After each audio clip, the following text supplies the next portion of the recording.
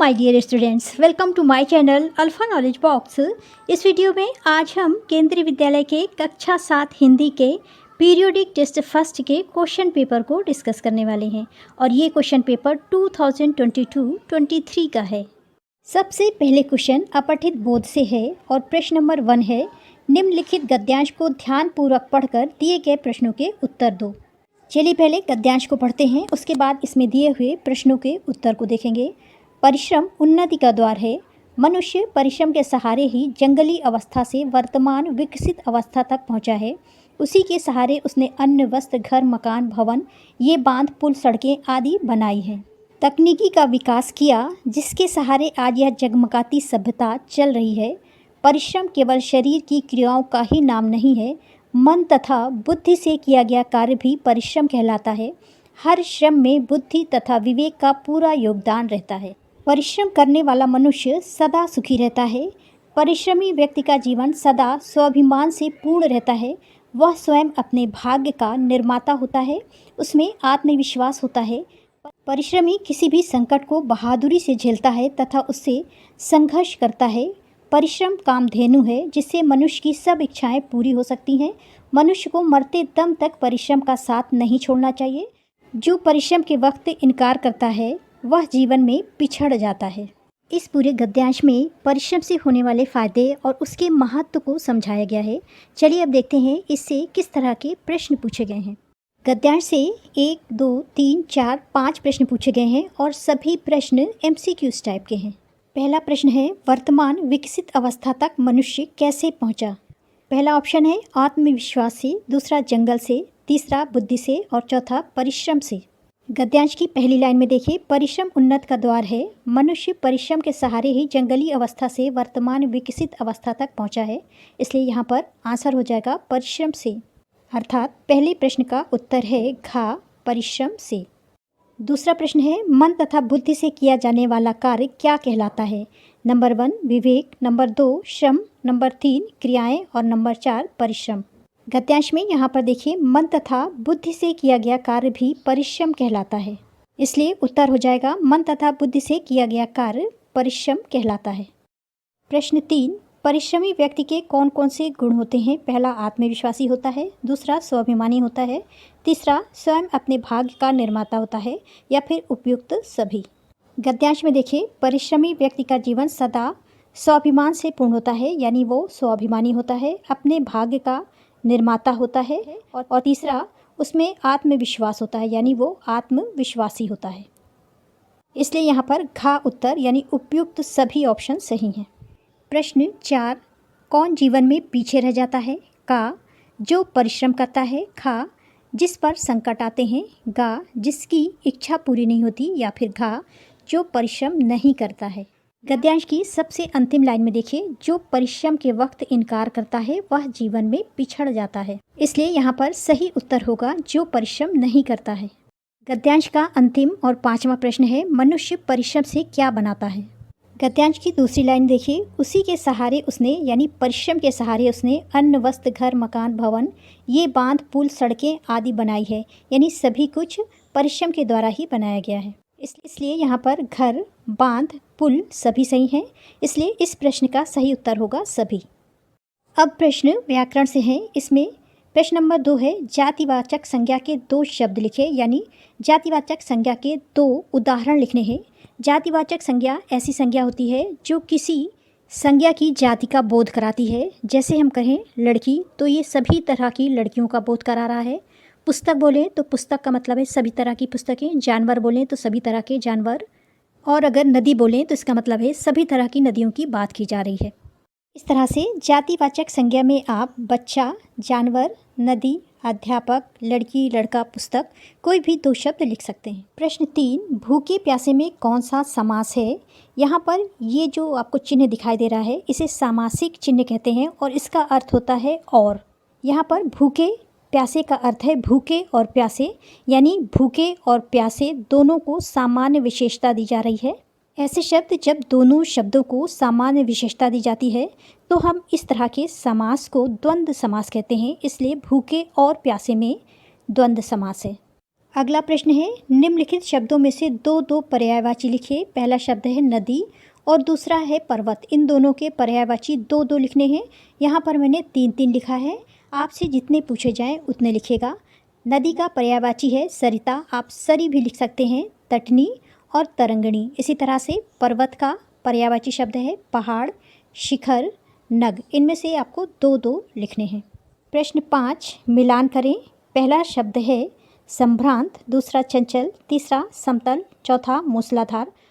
और इन शब्दों से आपको मिलाना है वर्षा, आंगन, महिला और नदियाँ से। ये सारे शब्द हिमालय की बेटियां पाठ से है। यहाँ पर संभ्रांत महिला के लिए प्रयोग किया गया था, इसलिए संभ्रांत को आप महिला से मैच करेंगे। चंचल नदियों के लिए प्रयोग किया गया है, इसलिए चंचल को नदियाँ से मैच करेंगे। समतल आंगन होता है और मूसलाधार वर्षा होती है। इस तरह से संभ्रांत को महिला से, चंचल को नदियाँ से, समतल को आंगन से और मूसलाधार को वर्षा से मिलाएंगे।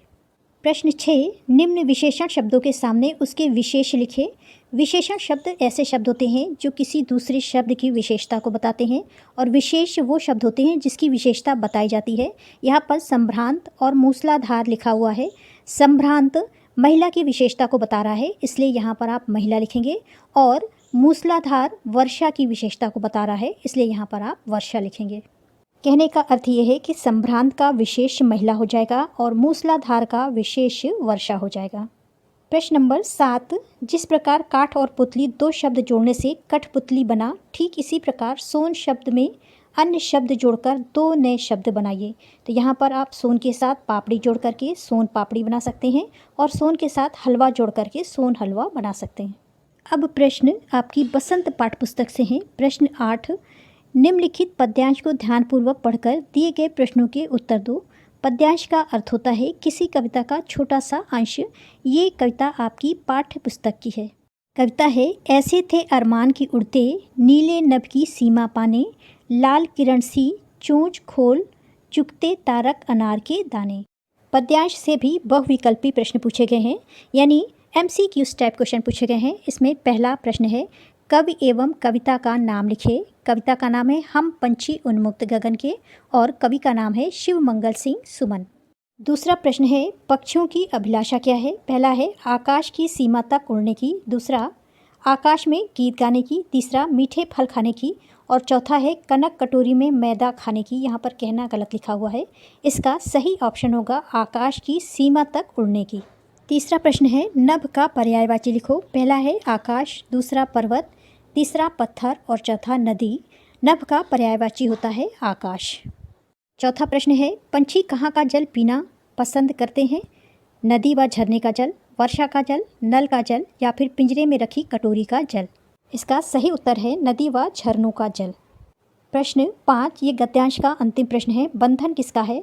स्वर्ण श्रृंखला का, श्रृंखला का स्वर्ण का, या फिर मनुष्य का। तो इसका सही उत्तर है स्वर्ण श्रृंखला का। प्रश्न 9 निम्नलिखित प्रश्नों में से किन्हीं 4 प्रश्नों के उत्तर दीजिए।